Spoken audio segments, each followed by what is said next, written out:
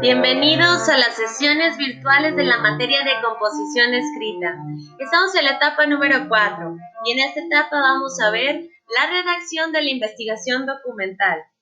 En la etapa anterior, nosotros estuvimos viendo las primeras 4 fases para realizar nuestra investigación documental. Y ahora en esta etapa vamos a ver las últimas 4 fases, que nos van a permitir darle cuerpo a nuestra investigación para poder comenzar con la redacción de la misma. Ahora les voy a presentar los temas que vamos a ver durante esta sesión. Son los siguientes.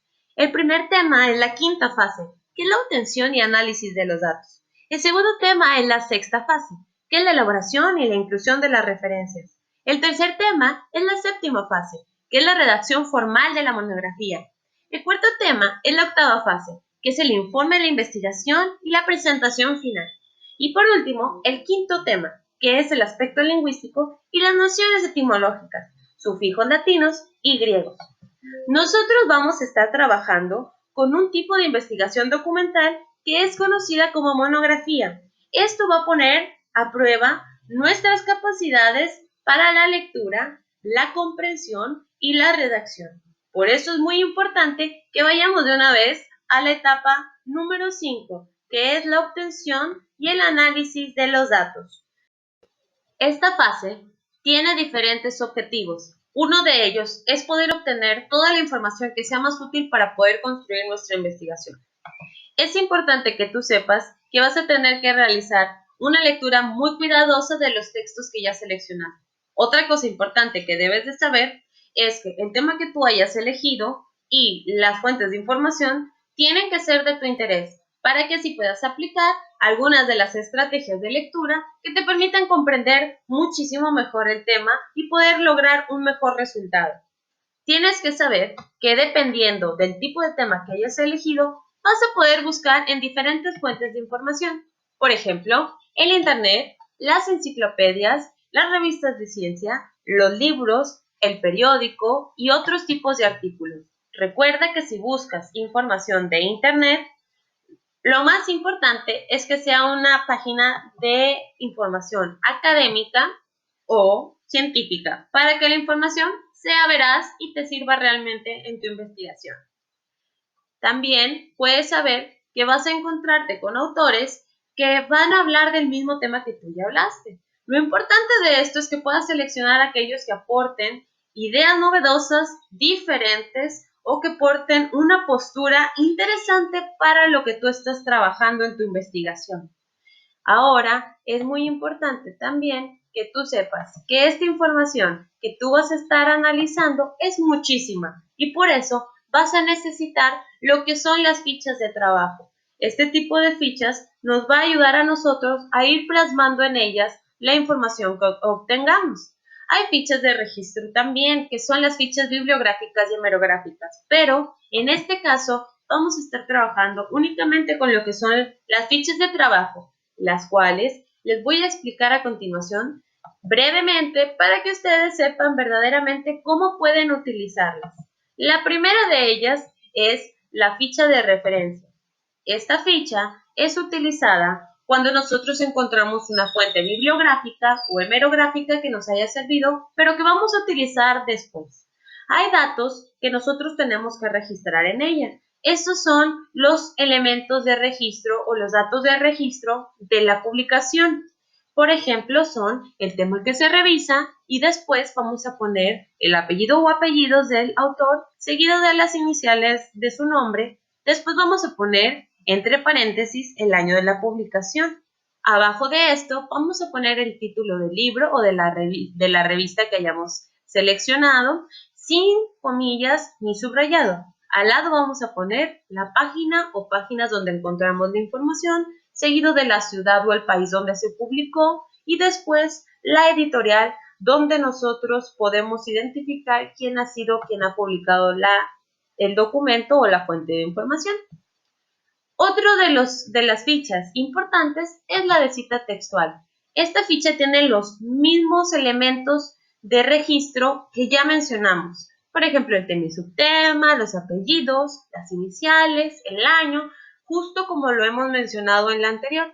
La diferencia de esta ficha es que vamos a transcribir textualmente las ideas del autor y las vamos a transcribir entre paréntesis, porque significa que las ideas no son nuestras, sino de alguien más. Bajo de esto, nosotros podríamos agregar algún comentario del por qué es importante esta cita para nosotros. También está lo que es la ficha de resumen. Esta ficha también contiene los datos de registro, igual que las anteriores. Y en la parte de abajo, en lugar de hacer una transcripción textual, nosotros vamos a realizar un resumen de la información obtenida y vamos a anotarla ahí. Esto ayuda para incluir las ideas principales, pero ya no se vuelve al texto especialmente como lo narró o lo escribió el autor principal. Seguimos también con lo que son las fichas de análisis o comentario. Estas fichas son importantes porque, además de contar con los datos de registro del material que nosotros estamos investigando, en la parte de abajo nosotros vamos a añadir la análisis o el comentario que nosotros hayamos obtenido al revisar críticamente la lectura de estos autores. Aquí es importante porque nos va a servir a nosotros tener una idea o una noción del por qué es importante para nosotros esta información. También tenemos lo que es la ficha de paráfrasis. En esta ficha se permite explicar con nuestras propias palabras el texto o material que hemos señalado por el autor o que el autor ya nos señaló y que nos pareció interesante. Esto nos sirve para aclarar los conceptos porque a veces se puede presentar en algún lenguaje que es difícil de comprender para nosotros. De esta manera, contiene los mismos elementos de registro que las anteriores y en la parte de abajo vamos a agregar nuestra paráfrasis. La siguiente es la ficha mixta. Este tipo de fichas pueden utilizarse para combinar las fichas que ya mencionamos anteriormente. Por ejemplo, lo que es la ficha de cita textual y la ficha de análisis y comentario, donde nosotros primero vamos a poner los datos de registro y después vamos a poner la cita textual o la de resumen y después debajo de ellas vamos a poner nuestro análisis y comentario. Esto nos va a servir para tener una noción más clara de por qué estamos seleccionando la información. También tenemos los últimos dos tipos de fichas, que son las fichas en formas de tablas terminológicas, porque estas nos sirven para utilizar y hablar de tecnicismos que se van a tener que explicar o definir en nuestra investigación. Y también están las fichas de tipo de pregunta o problema. Este tipo de fichas nos sirve a nosotros para ordenar las posibles preguntas que vamos a tener que ir respondiendo a lo largo de nuestra investigación o estas preguntas plantearlas como problemas para poder resolverlas al final. Seguimos con la sexta fase, que es la elaboración y la inclusión de referencias. En esta etapa se pueden incluir nuestras referencias. Se puede hacer a través de citas textuales o a través de agregar las referencias como un apartado al final de la monografía. Vamos a comenzar con la inclusión de las citas textuales.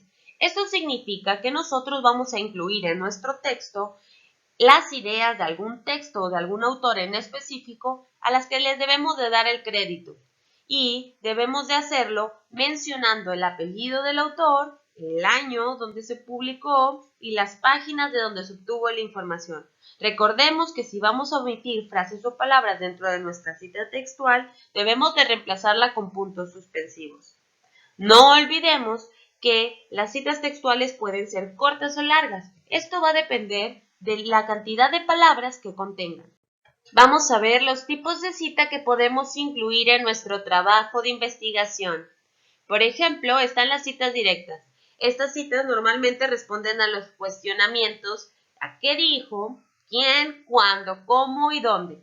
Las citas directas pueden ser largas, que son mayor a 40 palabras, y estas se van a incluir en un párrafo aparte con sangría francesa, sin paréntesis ni comillas, y también pueden ser citas directas cortas. Estas son menores a 40 palabras, se van a incluir en el texto y vamos a ponerlas entre doble comilla.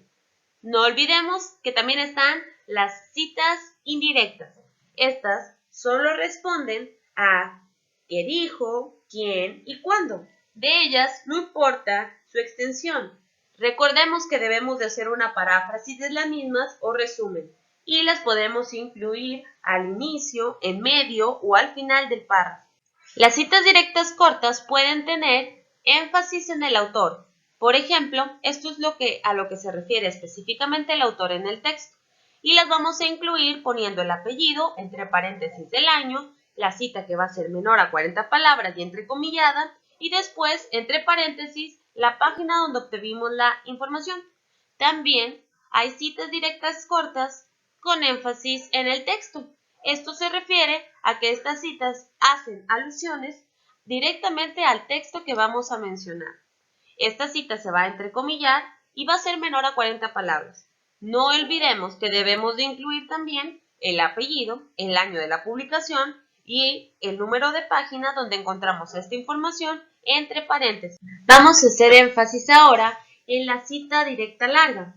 Este tipo de cita nosotros la redactamos sin comillas en un párrafo aparte del nuestro y vamos a ponerla con sangría francesa, sin paréntesis, y vamos a transcribir el texto. Al final vamos a citar al autor poniendo su apellido, el año y la página. Es importante que señalemos que la sangría francesa, de acuerdo al formato APA, significa que la primera línea del párrafo va a quedar en el margen izquierdo y a partir de la siguiente línea, todas van a llevar una sangría de 5 espacios. Volviendo nuevamente a lo que son las citas indirectas, hay que recordar que estas solo responden a las preguntas que dijo, quién y cuándo. De ellas no importa su extensión, solamente que se debe de hacer una paráfrasis o resumen. Estos pueden incluirse al inicio, en medio o al final del párrafo. Vamos a incluir el apellido, el año y la paráfrasis. Si nosotros vamos a hacer un resumen en lugar de una paráfrasis, hay que especificarlo en nuestro texto y después hay que poner entre paréntesis la página de donde obtuvimos nuestra información.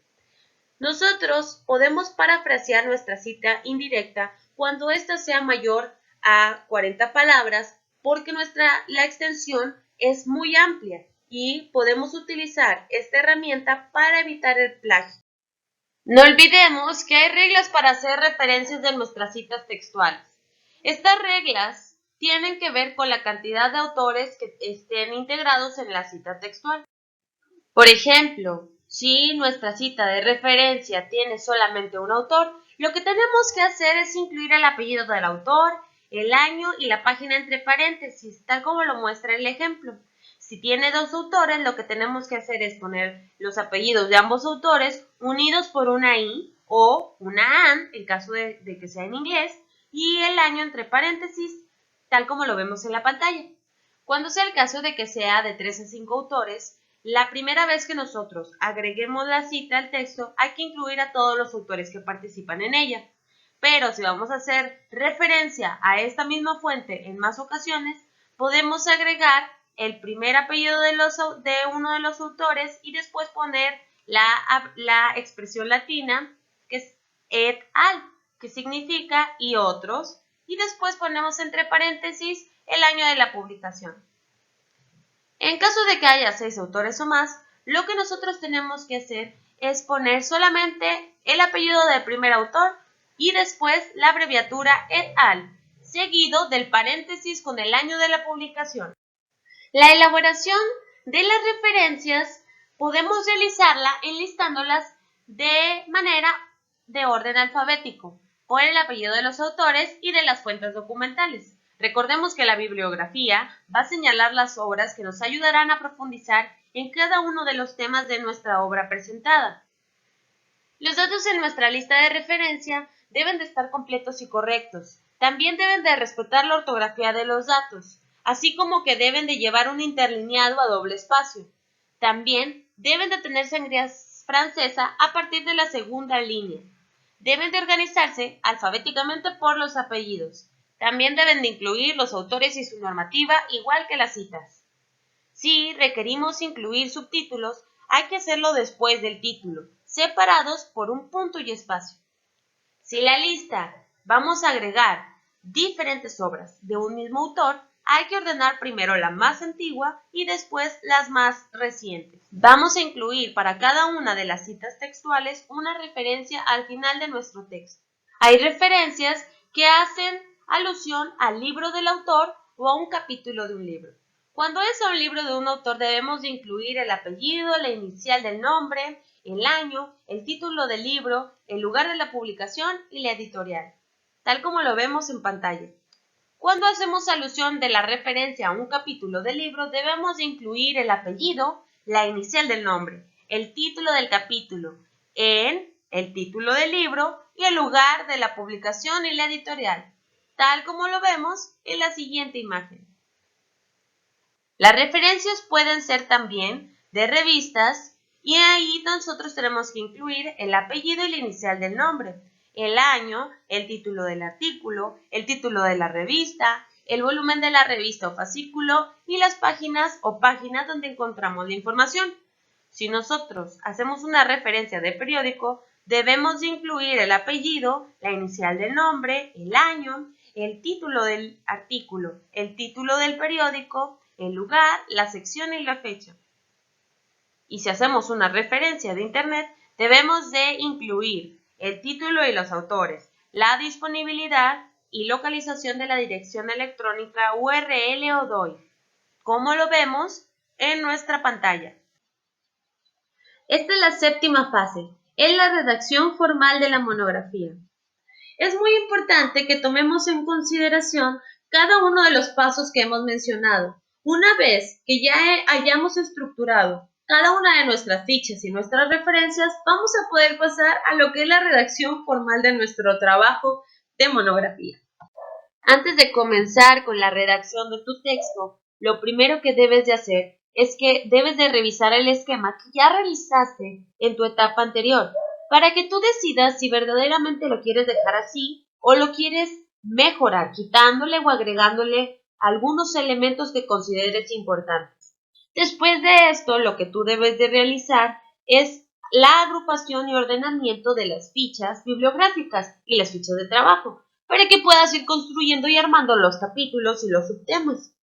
Después de esto, una vez que ya hayas comenzado a agrupar las fichas, empieza a organizar el primer capítulo con sus incisos y después los siguientes capítulos con sus incisos consecutivos. Una vez que ya hayas completado este orden y tengas todo el material listo, vas a poder darle una estructura distinta a tu redacción. Vas a poder completar este proceso leyendo con mucho cuidado para que no pierdas de vista el objetivo de tu investigación. Es muy importante que consideres que hay lineamientos de acuerdo al formato APA que debemos de seguir. Por ejemplo, el tipo de letra que debemos de utilizar es el Times New Roman. También debemos de saber que el interlineado debe de ser a doble espacio, o sea 2.0. No olvidemos que el tamaño de la letra tiene que ser de 12 puntos. También la sangría debe de estar marcada con el tabulador del teclado de 0 a 5 espacios. Es importante que cada uno de los márgenes de la hoja esté en 2.54 centímetros. Y por último, la alineación del texto debe de estar a la izquierda, es decir, de manera quebrada o bandera. Con respecto a los títulos de trabajo que nosotros vamos a utilizar, el formato APA nos sugiere algunas jerarquías para utilizar. Se denominan niveles, sería nivel 1, 2 y 3. En el nivel 1 sería el encabezado centrado en negrita, con solo la letra inicial en mayúscula. Y seguimos con el nivel 2, que sería un encabezado alineado a la izquierda en negritas con mayúsculas y minúsculas. Después el nivel 3, que es el encabezado de párrafo con sangría en negritas, mayúsculas y minúsculas. Recordemos que nosotros debemos de redactar en tercera persona. No debemos de colocar espacios entre los párrafos y las líneas de separación en las tablas no deben de incluirse. También vamos a trabajar con diferentes tipos de abreviaturas como ya se las menciono en esta pantalla. Por ejemplo, de capítulo, de edición revisada, son aquellas que podemos incluir en nuestro trabajo.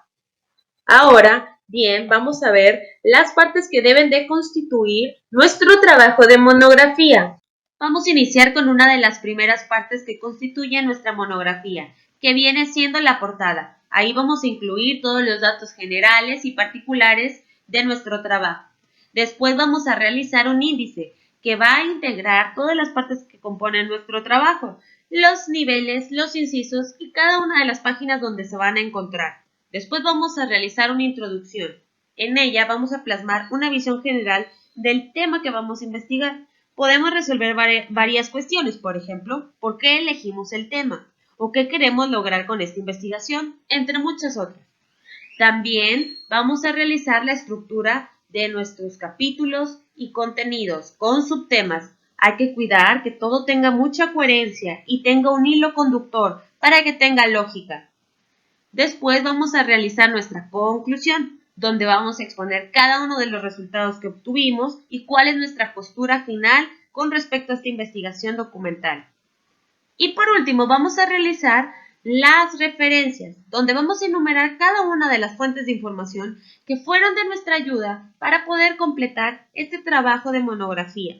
Recordemos que esta es la base para poder estructurar nuestro trabajo.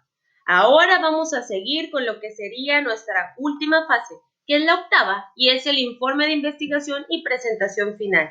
Vamos a tener que realizar una redacción preliminar de nuestra monografía, que va a ser pedida como un producto de aprendizaje de esta etapa. Aquí vamos a dejar en claro que efectivamente realizamos cada una de las partes que se solicitó en nuestro proceso de investigación y seguimos las indicaciones de cada una de estas etapas. No olvidemos que ya pasamos por la etapa 3, donde nosotros pudimos elegir el tema que íbamos a investigar, después buscamos fuentes de investigación, hicimos fichas de bibliografía y después trabajamos con nuestro esquema de trabajo. Ahora pudimos obtener verdaderamente datos que puedan ser útiles, los plasmamos en fichas de trabajo y después comenzamos también a buscar referencias que pudieran servir para la redacción de nuestro trabajo. Y por último, pues ya comenzar a redactar cada una de las partes de nuestra monografía. Bueno, es importante que toda esta información nosotros la plasmemos estructuradamente y demos una idea de cómo estuvimos trabajando. No se olviden de seguir los lineamientos de su libro de texto y de su guía de aprendizaje. También, adicionalmente a esto, vamos a incluir una presentación de PowerPoint que máximo va a tener que tener 12 diapositivas con una introducción, un desarrollo y una conclusión. Vamos a dejar una diapositiva para la portada. Vamos a hacer nuestro contenido y después vamos a dejar una diapositiva para la conclusión y las referencias. Vamos a manejar letras visibles y colores que contrasten. Y si deseamos incluir un video, no puede durar más de 3 minutos. Si nosotros tenemos la oportunidad de presentarlo personalmente en físico, esta exposición no puede durar más de 15 minutos. Vamos a tener que hacerlo de manera clara y audible y vamos a tener que estar vestidos de manera formal para la presentación. De todas formas, hay que seguir los lineamientos de las autoridades y muy pendientes de las páginas oficiales de la preparatoria para más información. Y bueno, no podemos olvidar que nos queda el último tema que vamos a tocar en esta sesión, que vienen siendo el aspecto lingüístico, que son las nociones etimológicas. Recordemos que la etimología es el estudio del origen de las palabras, y en esta ocasión pues, vamos a ver los sufijos latinos y griegos. En este caso, los sufijos se agregan al final de una raíz para añadir un significado y formar palabras derivadas. Tenemos los sufijos latinos, que pueden ser heroísta, ante, ano, tor, dor, ario. Hería, ansia, edad y esa. Cada uno significa cosas diferentes. Por ejemplo, hería significa lugar y con él podemos constituir una palabra como carnicería, ferretería, carpintería, entre otros. También ansia, dad y esa significan idea abstracta o cualidad y podemos conformar palabras como bondad y vileza. Por último, podemos ver lo que son los sufijos griegos.